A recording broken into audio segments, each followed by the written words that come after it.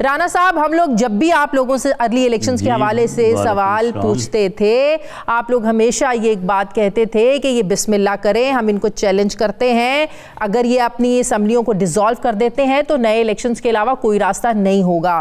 तो अब क्यों आप लोग अदम एतमाद लाने की बात कर रहे हैं? तो क्यों अब आप लोग अपनी बात पर कायम नहीं हैं? देखें, हम अपनी बात पे कायम हैं। मामला ये है कि कुछ वाक़यात ऐसे हो जाते हैं जिससे हालात तब्दील हो जाते हैं। शायद जब हम ये बात कर रहे थे तो उस वक्त सैलाब की वो तबाहकारियाँ जो कि पिछले महीने में हुई हैं वो पेश नज़र नहीं थी।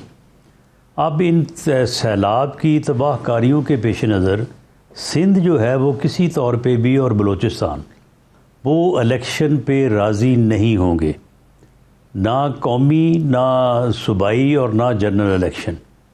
और वहाँ के जो हालात हैं उन हालात को कम से कम 4 से 6 माह चाहिए। इमरान खान साहब का मसला ये है कि ये इस तरह की जो है वो मुहिम जोई के ऊपर इंटरेस्टेड रहते हैं।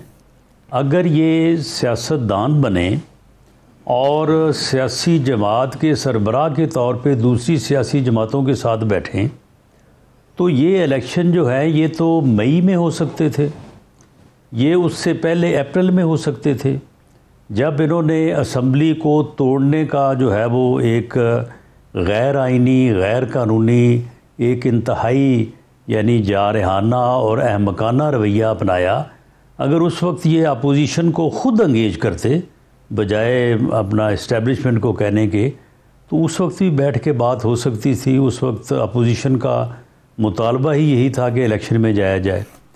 ये 21 मई को अगर इस्लामाबाद पे चढ़ाई करने का ये फैसला ना करते तो शायद उस वक्त भी पीडीएम अपने तौर पे इस बात का फ़ैसला करने जा रही थी कि हमें इलेक्शन में जाना चाहिए।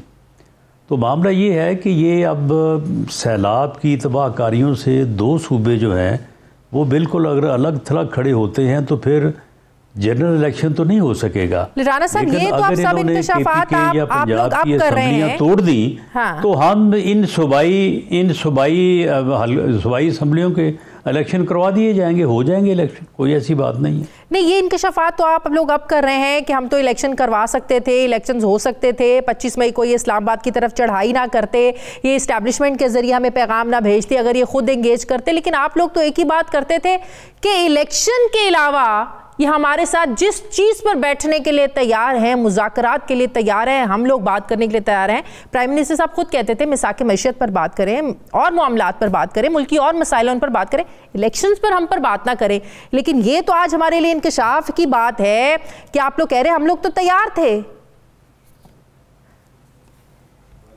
जी, मैंने ये 25 मई से पहले वाली सूरत हाल का अगर आपके प्रोग्राम में नहीं तो मैंने खुद 10 दफ़ा ये जिक्र किया है। नंबर 1, चार्टर ऑफ इकॉनमी जो है वो बिल्कुल हम आज भी कर रहे हैं, इस मुल्क की ज़रूरत है। चार्टर ऑफ इकॉनमी के बगैर ना हम, ना खान साहब, ना कोई और इस मुल्क की इकॉनमी को दुरुस्त नहीं कर सकता।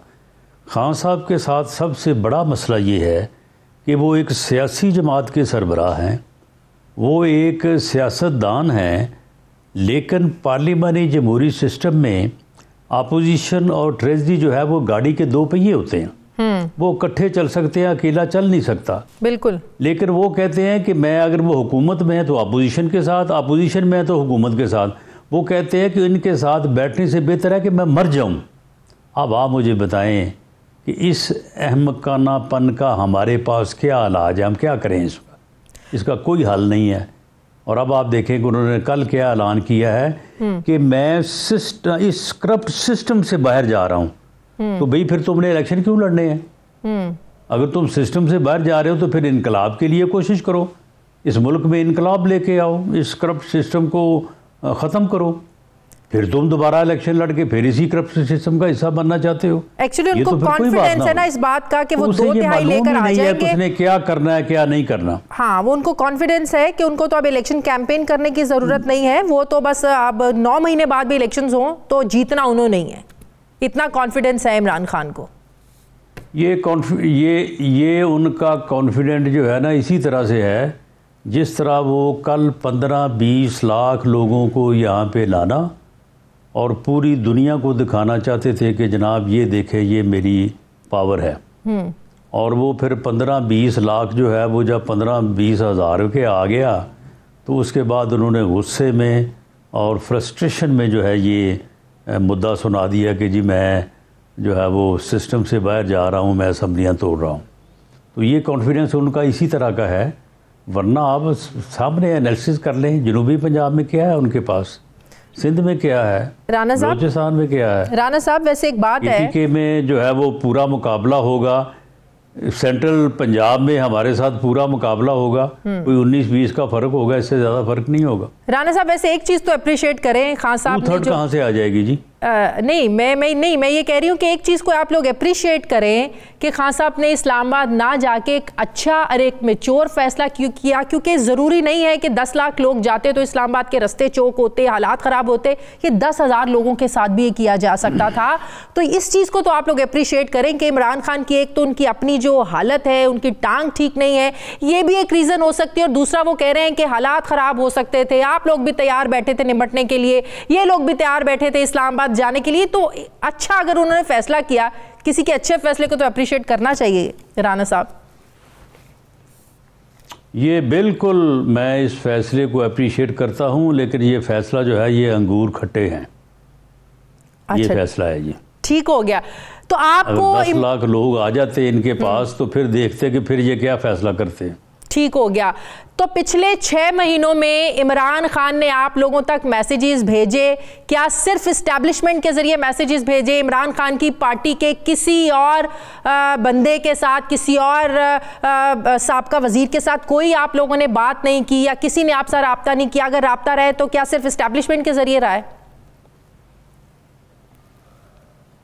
नहीं, देखें राब्ता तो आप देखें, ये लोग यही इसी मुल्क के रहने वाले हैं, पहले मुख्तलिफ पार्टियों में रहे हैं, हमारे साथ भी रहे हैं और फिर उसके बाद असम्बली के मेंबर रहे हैं, तो इसलिए कभी को टेलीफोन पे या कभी को बात तो होती रहती है। लेकिन इमरान खान साहब ने हमारे साथ किसी किस्म के डायलॉग के लिए कोई राब्ता नहीं किया, बिल्कुल ये सच्ची बात।